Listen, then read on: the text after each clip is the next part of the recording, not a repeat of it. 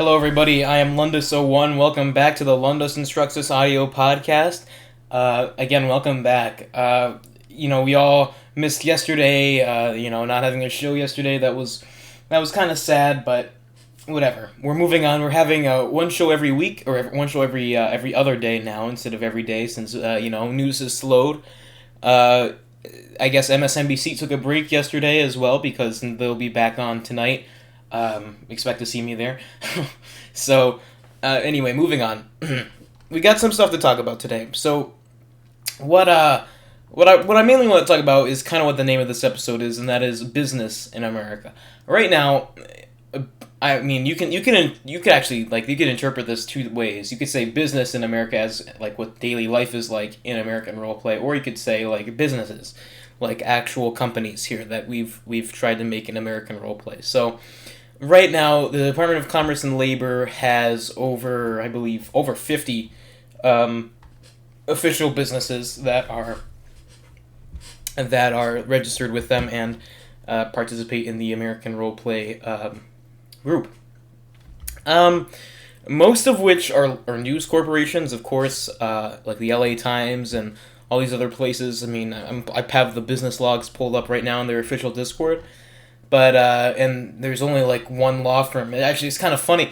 There's only, one law firm, but that is, that law firm was made by the Bar Association. I think that the Bar Association has complete, total control over law firms. So, I want to start talking about the Department of Commerce and Labor and then the businesses and how easy it is to make a business in this American nation. So, currently we have, I believe, over 15, maybe even more, news networks, and pretty much all of them use Twitter as their main, gateway. That Twitter is where all their followers are and where everyone has the same news. But the thing is that whenever there's a news break in this nation, every single news source covers it, and there's no difference between the two. You can see that there's very clear biases. Of course, Con News will have more bias than MSNBC News to a con artist, and vice versa with Armand Foley. So, but there's only one, you can't really call me a news source. I'm more of just an audio podcast. But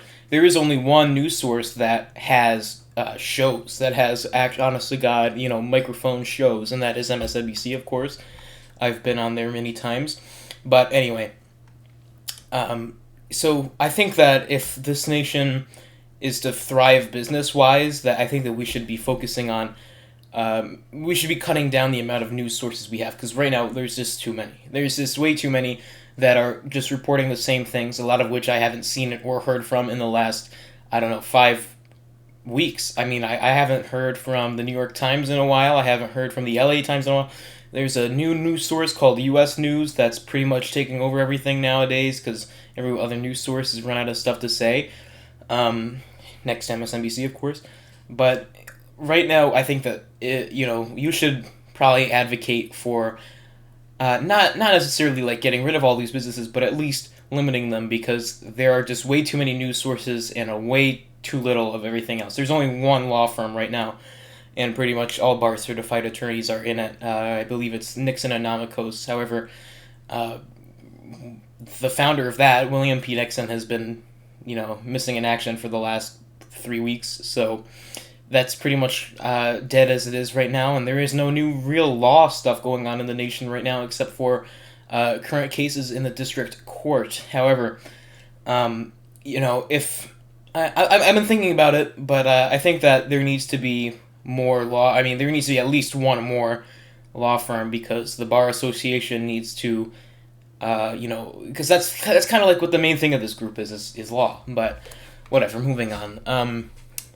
There are some, when I look through all the businesses here, I see a few that are interesting. I mean, Los Angeles Therapy was by Loser Mind. Of course, I think that got taken down or something. I don't know what happened to that, but there are also, I don't know, Nick's Pizza, sure. Nick's Pizza, I don't know, some kind of pizza place. I guess once our new game gets made, and everyone's saying that, oh yeah, our inactivity is almost over because a new game's being made. I don't have high hopes, but whatever.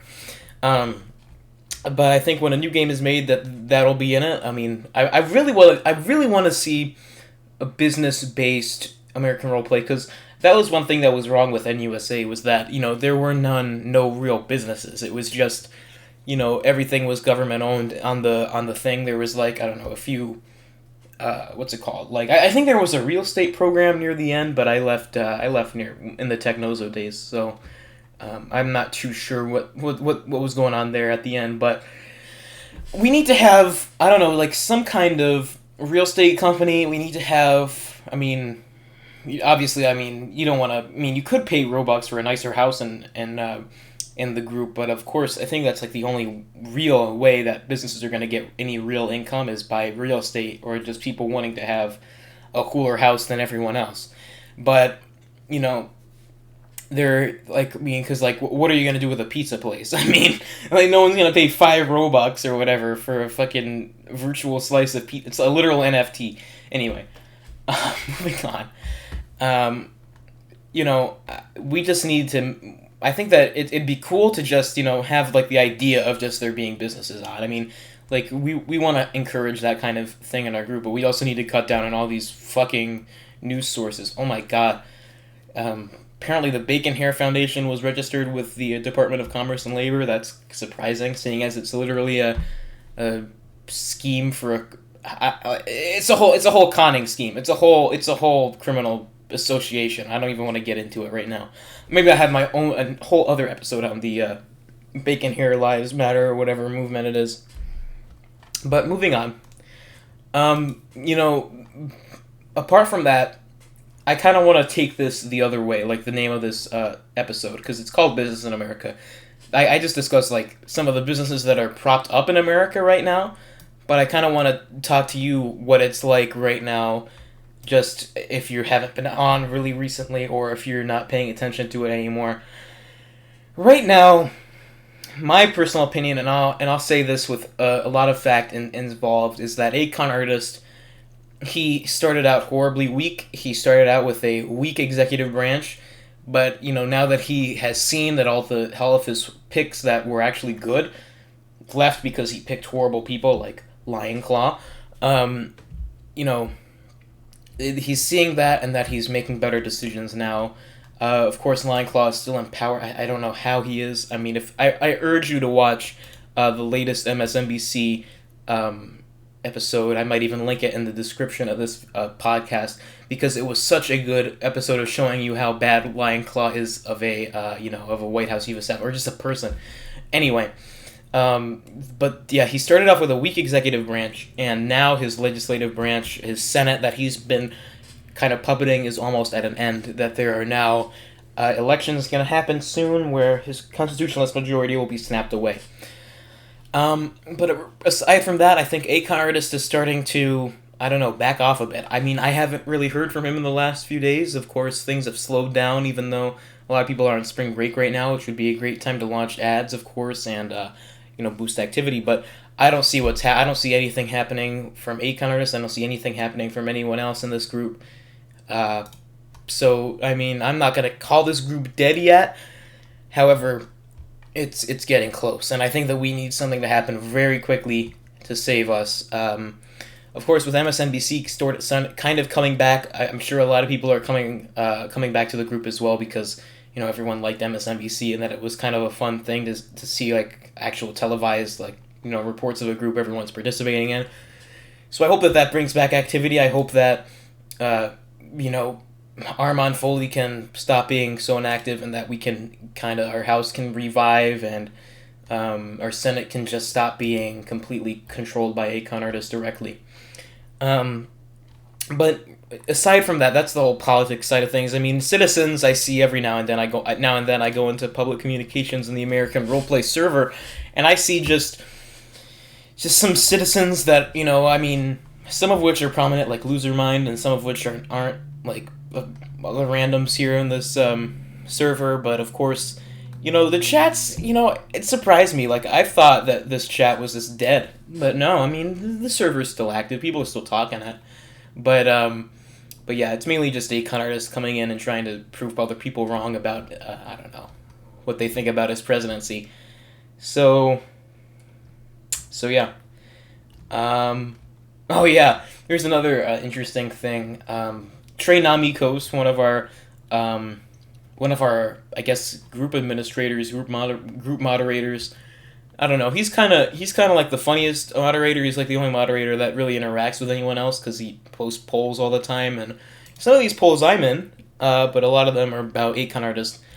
I don't know. There's some kind of joke against him that he's a confirmed gay homosexual. I don't know. I don't know what all this is, but it's interesting to see.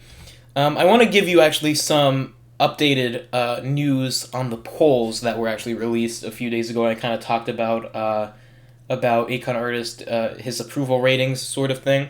So right now, as it stands, the poll that was hosted on the 5th, 3 days ago, was would you support Akon artist if he ran for re-election?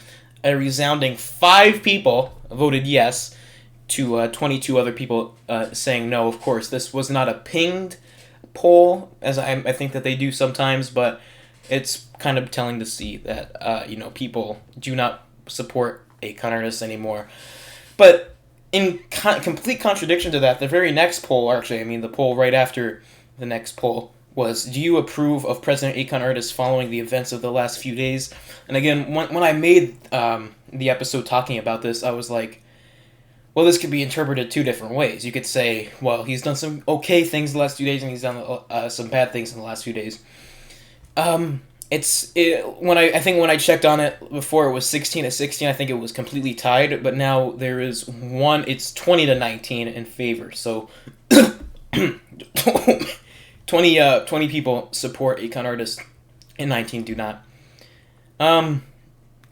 And there was also here. I like to actually. I want to talk about these polls because these are good polls to discuss, because we need to know what people think of our politicians here. So, do you approve of President pro tempore JSJSJS or JSJSBSD? I've spoken with him. He's okay. I mean, but right now it's 16-18, so more people dislike him. Do you approve of Senator Mefus or Memphis? I don't know. He's a Federalist. I've spoken to him too. He's okay.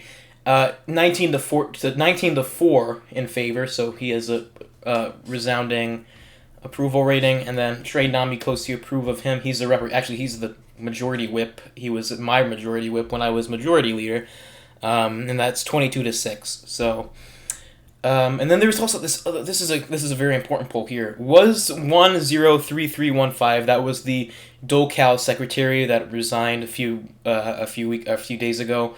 Was she a good secretary? And 22-6 right now. That's the poll. So I think a lot of people liked what she did or what he did.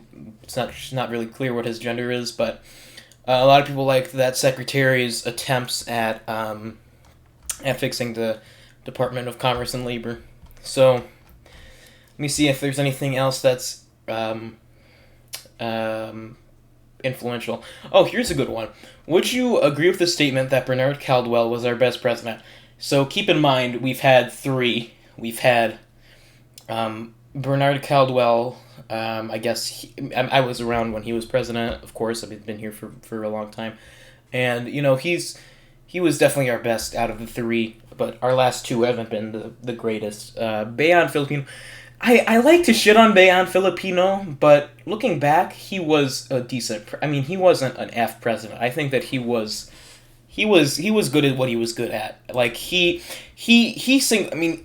I know a lot of people don't like him, but I think that he was good, and he sort of got the group rolling a little bit. I think ultimately it was Bernard Caldwell that got the group rolling, and that everything went good under him. But Bayan Filipino was good just because he was there for the game, and people didn't like him that much, and I guess that provided some activity. But now Akon artists, people don't like him, but nobody really cares anymore. So I just, in 4 months, if we survive that long, I'm telling you right now, we aren't. Can't wait to see what happens there. But anyway, with that, hold on one second. This is my wallpaper. So yeah, sorry about that. With all that being said, I thank you all for watching. God bless you. Have a good night.